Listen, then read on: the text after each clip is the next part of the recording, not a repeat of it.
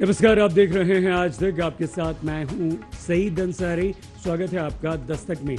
आज बात मुंबई की, जिस पर दूसरी मुसीबत दस्तक दे रही है। कोरोना तो मुंबई पर पहले से कहर बरपा रहा था। अब निसर्ग नाम का चक्रवाती तूफान कल दोपहर या कल शाम तक अपनी धमक मुंबई में दिखाएगा। कितना बड़ा होगा ये तूफान, कितना हो सकता है इस तूफान का असर, इन सब पर बात करने के लिए हमारे साथ 4 संवाददाता हमारे मौजूद हैं। मुंबई से साहिल जोशी, अलीबाग से पंकज खेलकर, जहां निसर्ग तूफान के हिट करने की सबसे ज्यादा संभावना है, पालघर से सौरभ वक्तानिया और दमन से गोपी घांगर। सभी से हम करेंगे बात, लेकिन सबसे पहले देखिए हमारी ये रिपोर्ट।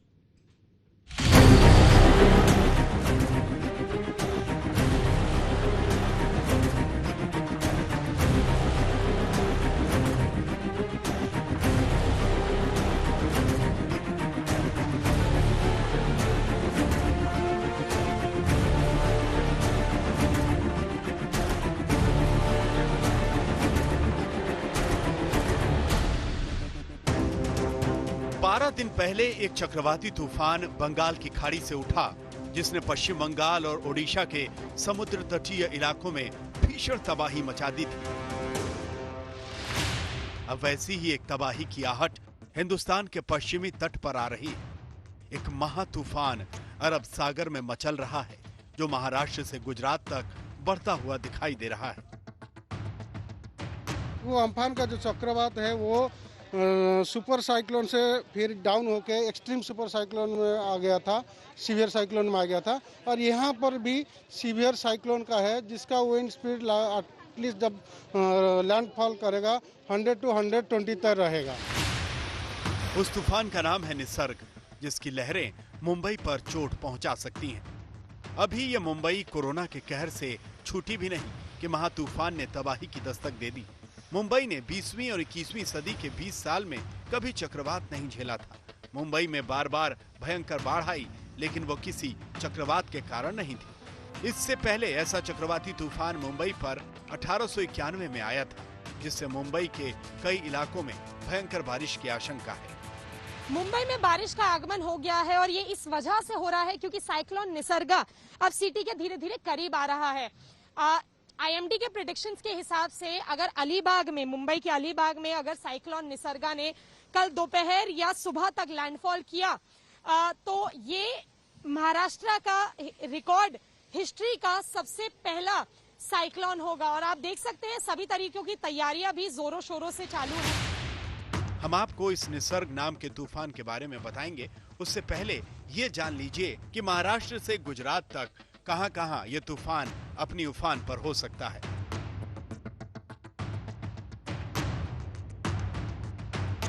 अगर महाराष्ट्र के समुद्री तट को देखें तो सिंधुदुर्ग, रत्नागिरी, रायगढ़, मुंबई, पालघर से होते हुए दमन और गुजरात में नवसारी तक इसका भयंकर असर हो सकता है। इस तूफान के बढ़ते असर ने सबकी धड़कनें तेज कर दी हैं। कोस्ट गार्ड के जवानों ने समंदर में उतरने वालों को अलर्ट करना शुरू कर दिया है। आशंका है। मच्छी बोट आपको भारतीय तटरक्षक की ओर से सूचित किया जाता है कि लगातार बारिश और मौसम खराब होने के कारण समुद्र तूफान की आशंका है। इसलिए आपको सभी जल्द से जल्द आपकी बोट हार्बर की ओर ले जाए। अब इस निसर्ग तूफान के सेंटर के बारे में जान लीजिए। मुंबई से करीब 450 किलोमीटर दूर अरब सागर में कम दबाव का क्षेत्र बन रहा है। कुछ समय में इसके चक्रवाती तूफान की शक्ल में बदलने का अनुमान है। इसके बुधवार दोपहर या शाम तक किनारे से टकराने की आशंका है। इसकी रफ्तार 110 किलोमीटर प्रति घंटा होने का अनुमान है। इस दौरान हवाओं की रफ्तार 100 से 120 किलोमीटर प्रति घंटा तक हो सकती है। इस दौरान भारी बारिश की भी आशंका जताई गई है, जिससे समुद्री किनारों पर रहने वालों को सतर्क किया जा रहा है। मछुआरा तमें भारतीय तटरक्षक बतावे चाहे दरिया में तूफान आए, चाहे तुम्हें किनारा पर दावी जाओ। आशंका है कि इस तूफान का सबसे ज्यादा असर मुंबई और पालघर पर दिखेगा। पालघर में एहतियातन एनडीआरएफ की 2 कंपनियां तैनात कर दी गयी। वो लोगों को बचाव के लिए तैयार कर रही हैं। पहली बार ही हो रहा है इधर, कभी हुआ नहीं था, तो मन में थोड़ा डर है। लेकिन प्रशासन आए थे इधर, पूरा जानकारी दी हमको। ऐसा तूफान हमने पहले तो कभी देखा नहीं, लेकिन सुनने के बाद डर तो इतना है कि बोल नहीं सकती। गुजरात में भी तूफान निसर्ग का ट्रेलर दिखने लगा है। अहमदाबाद में बीती रात जमकर बारिश हुई। गुजरात के नवसारी के आसपास के समंदर में तो ऊंची ऊंची लहरें उठनी भी शुरू हो गई हैं। प्रशासन ने लोगों को समुद्र तटों से दूर रहने की हिदायत दे दी है। जो इन गांव के जलालपुर के 15 गांव और गणदेवी के 24 गांव हैं, उनके तलाटियों को, सरपंचों को अलर्ट कर दिया गया है। लाइजन ऑफिसर्स की अपॉइंटमेंट कर दी गई है, जो ये आइडेंटिफाई करेंगे कि कहां कहां असर होने की शक्यता है, कि इन लोगों को शिफ्टिंग करने की जरूरत है। मौसम विभाग के मुताबिक दमन, दीव और दादर नगर हवेली में तूफान का असर सबसे ज्यादा रहेगा। मुंबई समेत उत्तरी महाराष्ट्र के कई इलाकों और कोंकण में भारी बारिश का अलर्ट है। साथ ही दक्षिणी गुजरात के कई इलाकों में भी तूफान का असर ज्यादा होने की आशंका है। हमारे खासकर नॉर्दर्न मध्य महाराष्ट्र है और दक्षिण गुजरात वाले हिस्से जो हैं उनमें जो है ज़्यादा इसका असर दिखाई देगा। हवाएं चल सकती हैं 100 से 125 किलोमीटर प्रति घंटा की रफ्तार की। भारी से बहुत भारी वर्षा और कहीं के अत्यधिक भारी वर्षा की चेतावनी दी गई है इन क्षेत्रों में। इस तरह कोरोना की मार से मुंबई बेहाल है, तो दूसरी तरफ महा तूफान निसर्ग आ गया है। इंतजार बुधवार शाम के गुजरने का है। अहमदाबाद से गोपी घांगर और विद्या के साथ सौरभ अख्तानिया, मुंबई आज तक।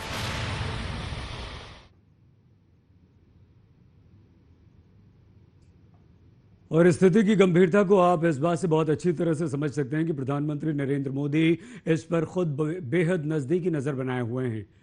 मोदी ने महाराष्ट्र और गुजरात के मुख्यमंत्रियों और दमन द्वीप के प्रशासन, उन्होंने पहले ही केंद्र की तरफ से सपोर्ट का भरोसा दे दिया है।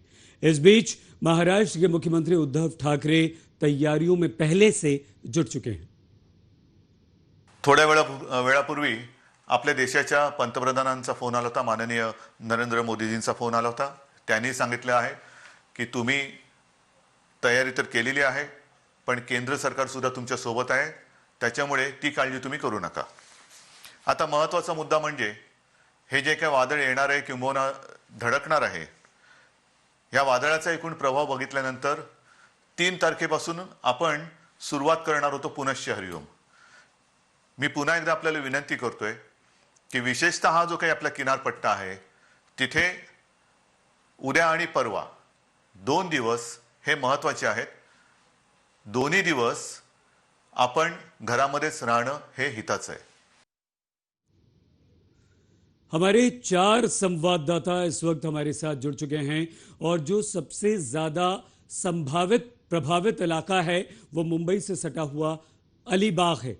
पंकज खेलकर हमारे संवाददाता वहां पर मौजूद हैं। पंकज, किस तरह की तैयारी है, किस तरह का अलर्ट अलीबाग में है, क्योंकि अलीबाग में ही सबसे ज्यादा इसका असर बताया जा रहा है।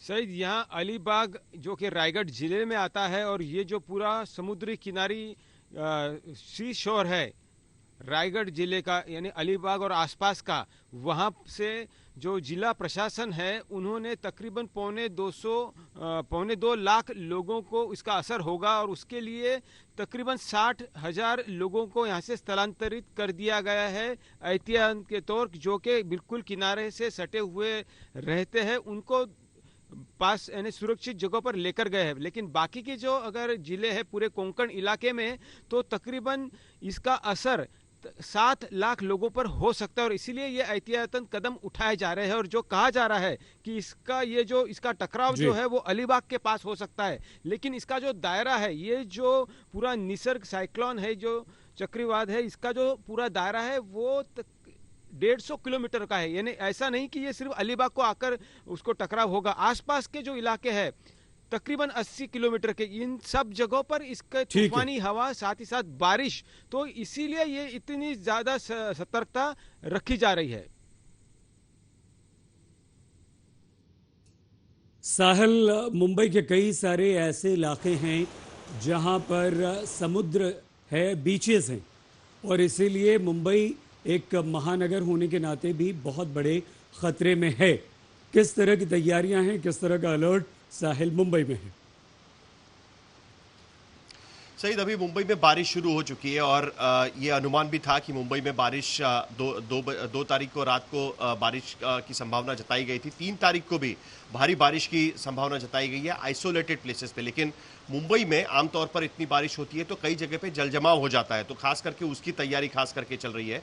दूसरी अहम बात है कि पिछले 120 साल में पहली बार इस तरीके से मुंबई पर ये साइक्लोन का खतरा मंडरा रहा है। हालांकि ये सुपर साइक्लोन नहीं है, लेकिन सीवियर साइक्लोन, अगर हम आईएमडी की भाषा में बात करें तो सीवियर साइक्लोन जरूर है।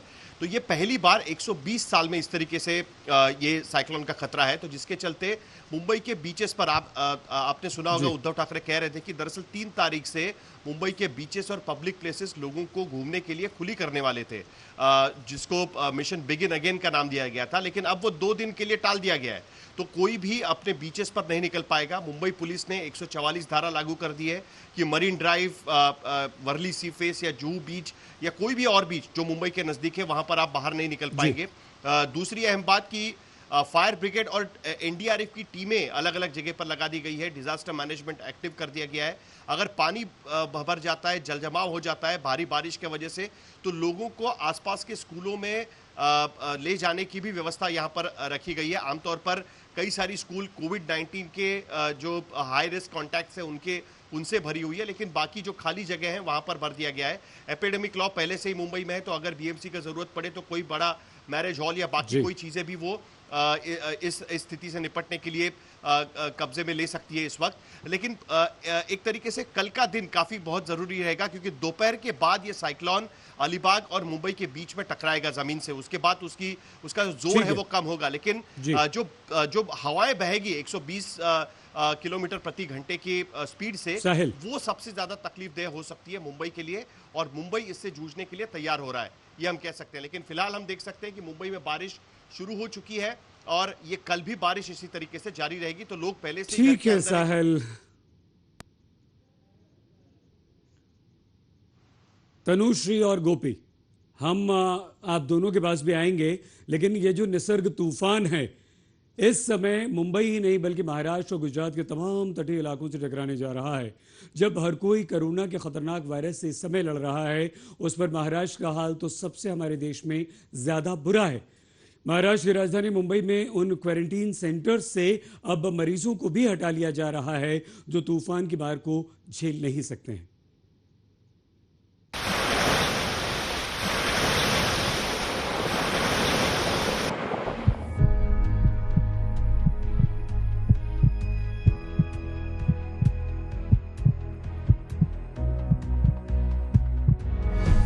कोरोना ने वैसे ही मुंबई की सांसों को जहां का तहां रोक रखा था।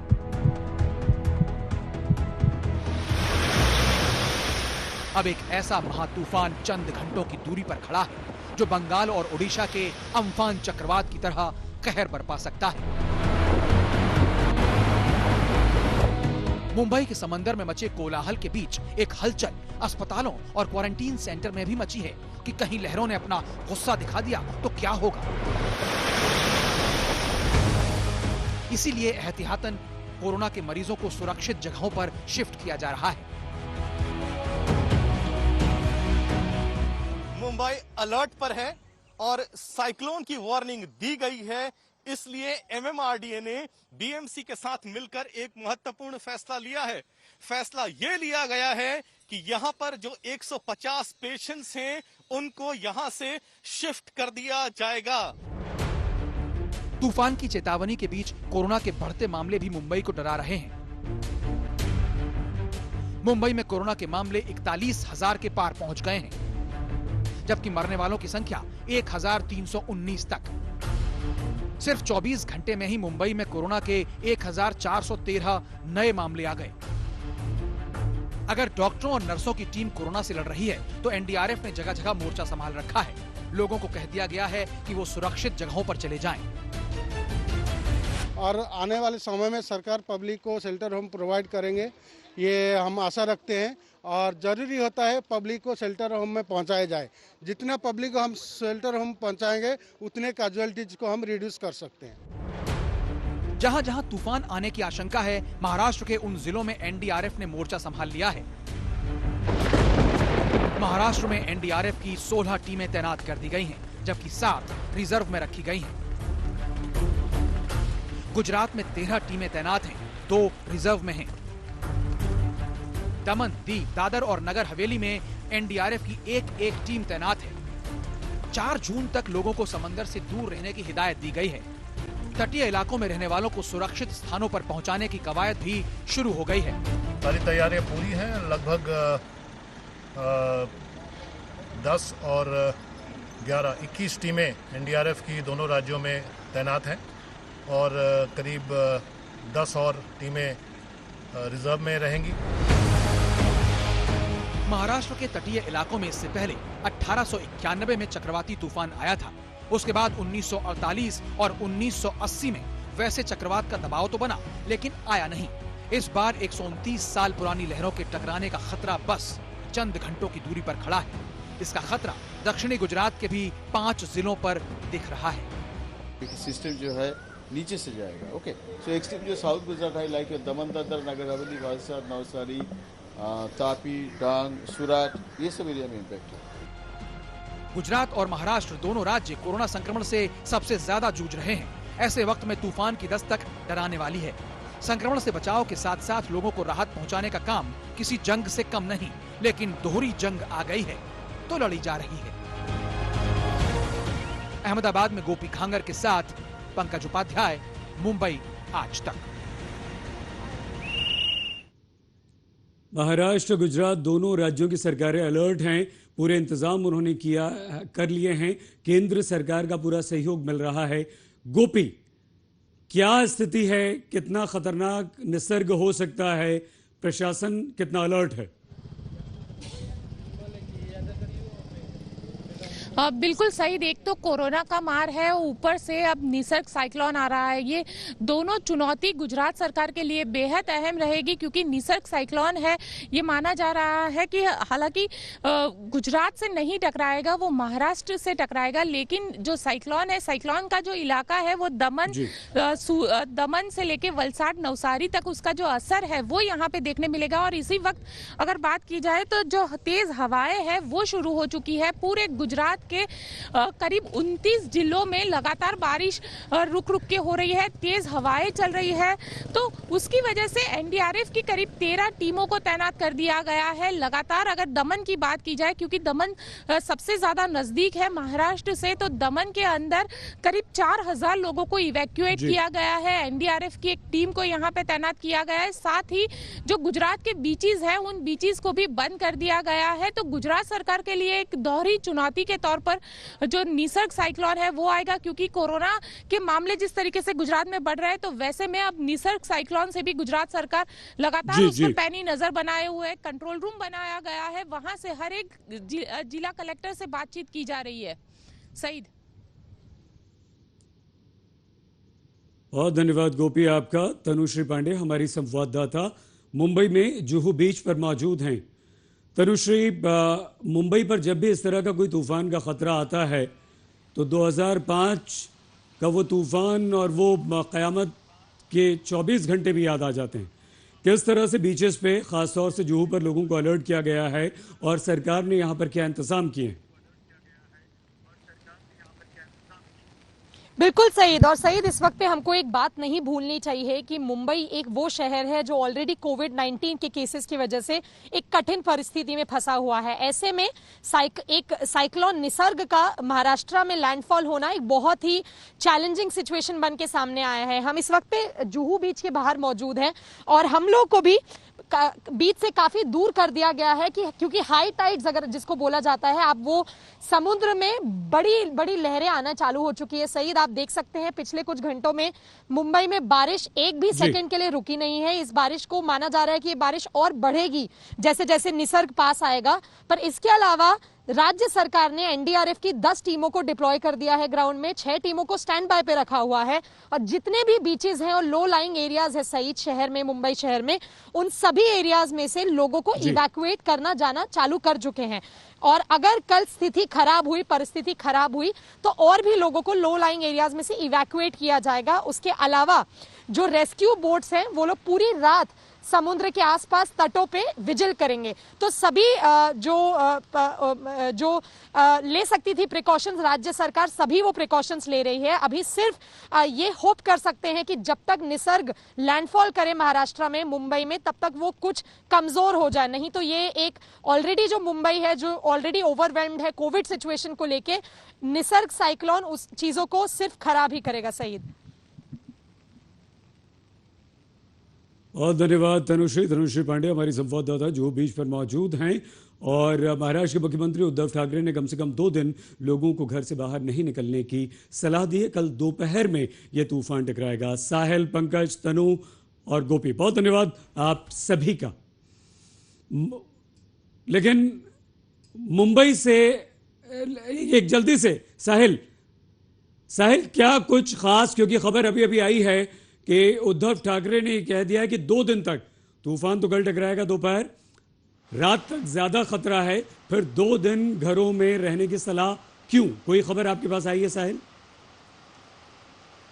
देखिए, जो अभी उन्होंने एड्रेस राज्य को किया उसमें उन्होंने साफ कहा, क्योंकि 3 तारीख से दरअसल मुंबई में लॉकडाउन खुलना शुरू होना था, जिसे मिशन बिगिन अगेन का नाम उन्होंने दिया था, पुनश्च हरिओम का उन्होंने नाम दिया था।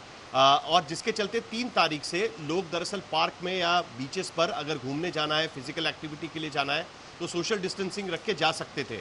लेकिन चूंकि अब ये चक्रवात यहाँ पर आ गया है, तो जिसके चलते अब दोबारा उनको कह दिया गया है कि अब 2 दिन तक आप बाहर ना निकले। मुंबई में जैसे मैंने जिक्र किया, मुंबई पुलिस पहले से ही धारा 144 लगा चुकी है कि लोग बाहर ना निकले किसी भी तरीके से। जो दुकान खुलने वाले थे उनको भी कह दिया गया है कि अभी 2 दिन तक वो दुकान इस तरीके से ना खोले, सिर्फ इसेंशियल सर्विसेज के दुकान खुले रहेंगे, लेकिन बाकी जो दुकानें उनको बंद रखने के लिए कहा गया है। तो 3 तारीख से जो मिशन बिगिन अगेन की शुरुआत होनी थी वो अब एक तरीके से 2 दिन रुक जाएगी, क्योंकि चक्रवात का जोर है और लैंडफॉल होने के बाद भी कुछ देर तक उसका असर जारी रहता है। जो IMD की वार्निंग है उसके मुताबिक 4 तारीख को भी मॉडरेट रेन्स रहेंगे। अगर उसका कुछ नुकसान होता है तो उस पर भी सारा प्रशासन का ध्यान रहेगा। ठीक है, जिसके चलते अब लॉकडाउन खुलने के लिए 2 दिन का इंतजार और करना पड़ेगा। बहुत धन्यवाद आपका। साहिल जोशी हमारे संवाददाता मुंबई से जानकारी दे रहे हैं। 2 दिन आप घर में रहें। मुंबई पर एक बड़ा खतरा है निसर्ग तूफान का। कल दोपहर ये टकराएगा। प्रकृति अर्थ होता है बांग्ला में निसर्ग का, और अब ये प्रकृति ही आपको और हमें डरा रही है।